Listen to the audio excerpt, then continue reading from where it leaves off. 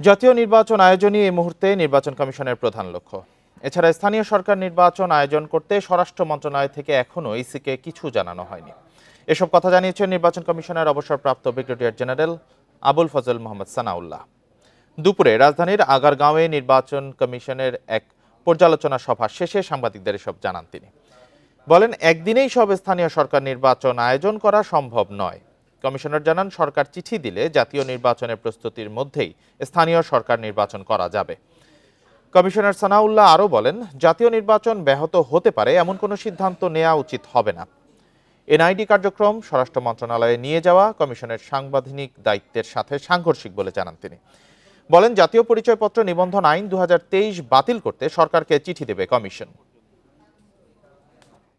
নির্বাচন একসাথে করার পক্ষে বিপক্ষে মত দিচ্ছেন, আমরা এটা নিয়ে আলোচনা করেছি। যেহেতু একটা পর্যায়ে গিয়ে এটা আমাদেরকেই কন্ডাক্ট করতে হবে এবং আমাদের প্রস্তুতি নিয়ে আলোচনা করেছি। আমরা সংশ্লিষ্ট সকল আমাদের অনুবিভাগের ফিডব্যাকের আলোকে যেটা বুঝতে পেরেছি, এটা আসলে বাস্তবসম্মত প্রস্তাব নয়, এটা সম্ভব নয়। সকল নির্বাচন একসাথে করাও সম্ভব নয়, আবার সকল স্থানীয় সরকার নির্বাচন একসাথে করা সম্ভব নয়। বিস্তারিত পরে আমরা আরও এটা নিয়ে আলোচনা করব।